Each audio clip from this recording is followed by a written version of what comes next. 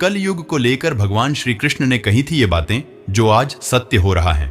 महाभारत के युद्ध में भगवान श्री कृष्ण ने अर्जुन को जो उपदेश दिया था उसे गीता के उपदेश के तौर पर जाना जाता है। भगवत गीता में निहित श्लोक व्यक्ति को जीवन की कठिन से कठिन परिस्थिति से निपटने की राह दिखाते हैं। साथ ही भगवत गीता में भगवान श्री कृष्ण ने कलयुग को लेकर कई ऐसी बातें बताई हैं जो कलयुग में सत्य हो रही हैं। आइए जानते हैं कि भगवान श्री कृष्ण ने कलयुग को लेकर कौन सी चिंताएं व्यक्त की थीं जो आज सच हो रही हैं। पहला सत्य, कलयुग को लेकर भगवान श्री कृष्ण ने कहा है कि कलयुग में व्यक्ति की पहचान उसके धन से होगी, न कि उसके व्यवहार और गुणों से। व्यक्ति की चालाकी पर ही उसकी सफलता निर्भर करेगी। इस तरह के होंगे संबंध कलयुग में स्त्री पुरुष में वैवाहिक संबंध के अलावा भी अन्य संबंध यानी विवाहेतर संबंध भी देखने को मिलेंगे। वहीं कलयुग में व्यक्ति का दोस्त ही उसका सबसे बड़ा दुश्मन भी होगा, क्योंकि दोस्त और हितैषी बनकर ही लोग दूसरों के साथ विश्वासघात करेंगे। कलयुग में चिंता ही होगी मनुष्य की सबसे बड़ी बीमारी की कारण। साथ ही यह चिंता ही मनुष्य की उम्र कम करने का एक कारक भी होगी। कई तरह की बीमारियां मनुष्य को घेरे रहेंगी, जिस कारण कई लोगों की आयु केवल 20 या 30 वर्ष की ही होगी। झेलनी पड़ेगी ये मुसीबतें। कलयुग में वर्षा की कमी देखने को मिलेगी, जिसके कारण सूखा पड़ेगा। कभी बहुत ही भीषण सर्दी पड़ेगी तो कभी भीषण गर्मी, जिससे व्यक्ति का जीवन प्रभावित होगा। तूफान और बाढ़ आदि जैसी समस्याएं भी व्यक्ति को प्रभावित करेंगी। कल युग में भगवान धर्म की स्थापना के लिए कल्कि का अवतार लेंगे। चलिए एक कथा के माध्यम से जानते हैं द्वापर युग में श्री कृष्ण ने पांडवों से क्या कहा था। हिंदू धर्म ग्रंथों के अनुसार वर्तमान में कलयुग चल रहा है। इस कलयुग के देव हनुमान जी व श्री गणेश जी माने जाते हैं, जबकि दृश्य देवों में केवल सूर्य देव शामिल हैं।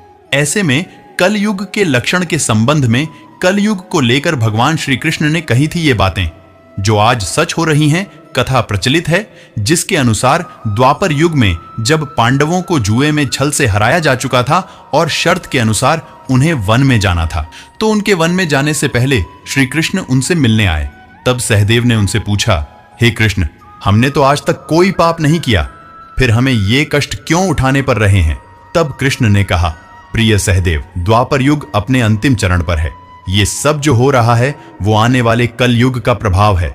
इस पर युधिष्ठिर ने आश्चर्य से पूछा, वासुदेव, कलयुग तो अभी आया भी नहीं है और उसका इतना भयंकर परिणाम जब कलयुग प्रारंभ हो जाएगा तो क्या होगा। कृपया हमें कलयुग में काल की गति कैसी रहेगी ये बताने की कृपा करें।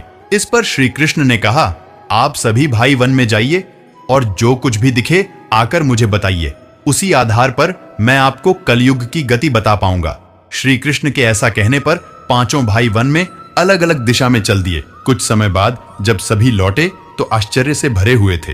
कृष्ण ने मुस्कुराते हुए कहा, अब आप लोग एक एक करके बताइए कि आपने क्या क्या देखा। तब सभी भाइयों ने अपने आश्चर्यजनक अनुभव बताए।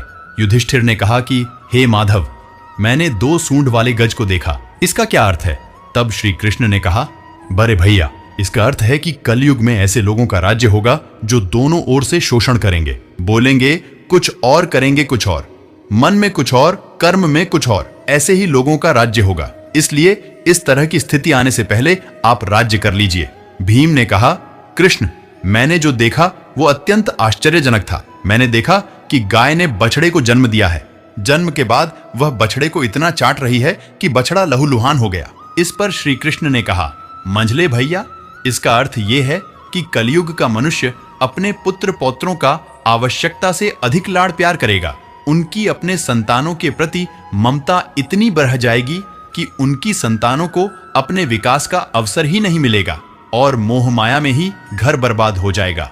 जैसे कि किसी का बेटा घर छोड़कर साधु बनेगा तो हजारों व्यक्ति दर्शन करेंगे, किंतु यदि अपना बेटा साधु बनता होगा तो रोएंगे कि मेरे बेटे का क्या होगा। इतनी सारी ममता होगी कि उसे मोह माया और परिवार में ही बांध कर रखेंगे और उसका जीवन वहीं खत्म हो जाएगा। अंत में बेचारा अनाथ होकर मर जाएगा। तभी अर्जुन ने कहा कि हे माधव, मैंने जो देखा वह तो इससे भी कहीं ज्यादा आश्चर्यजनक था।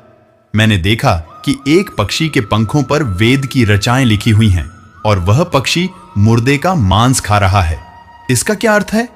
तब श्री कृष्ण ने मुस्कुराते हुए कहा, हे पार्थ, कल युग में ऐसे लोग रहेंगे जो बड़े ज्ञानी और ध्यानी कहलाएंगे।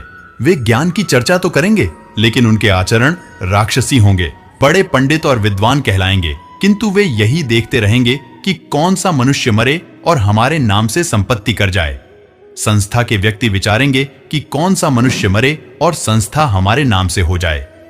हर जाति धर्म के प्रमुख पद पर बैठे विचार करेंगे कि कब किसका श्राद्ध हो, कौन कब किस पद से हटे और हम उस पर चढ़ें। चाहे कितने भी बड़े लोग होंगे, किंतु उनकी दृष्टि तो धन और पद के ऊपर, मांस के ऊपर ही रहेगी। ऐसे लोगों की बहुतायत होगी, कोई कोई विरला ही संत पुरुष होगा। तभी नकुल ने कहा, भैया, मैंने देखा कि एक पहाड़ के ऊपर से एक बड़ी सी शिला लुढ़कती हुई आती है और कितने ही विशालकाय वृक्ष और शिलाओं से टकराकर उनको नीचे गिराते हुए आगे बढ़ जाती है।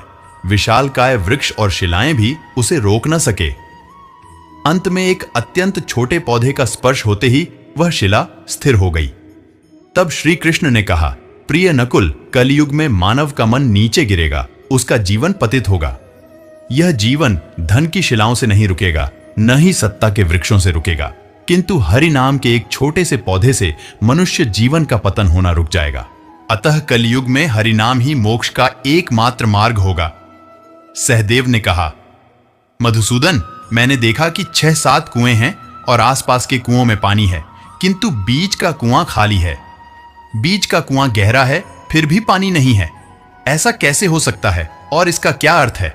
इस पर श्री कृष्ण ने कहा, वत्स, कलयुग में धनवान लोग लड़के लड़की के विवाह में, मकान के उत्सव में, छोटे बड़े उत्सवों में तो लाखों रुपए खर्च कर देंगे, परंतु पड़ोस में ही यदि कोई भूखा प्यासा होगा तो यह नहीं देखेंगे कि उसका पेट भरा है या नहीं।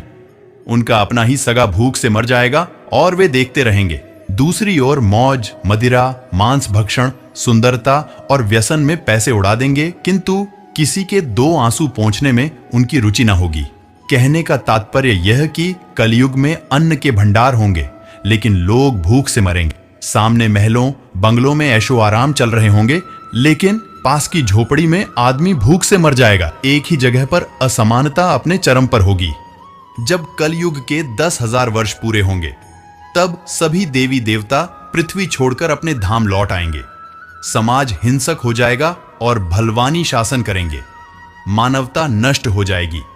चारों ओर अपराधियों की संख्या इतनी बढ़ जाएगी कि आम आदमी ठीक से रह भी नहीं पाएगा। तब पुराणों के अनुसार भगवान विष्णु के 10वें अवतार भगवान कल्कि का जन्म होगा। 3 दिनों में पूरी दुनिया से पापियों का विनाश करके धर्म की पुनर्स्थापना करेंगे।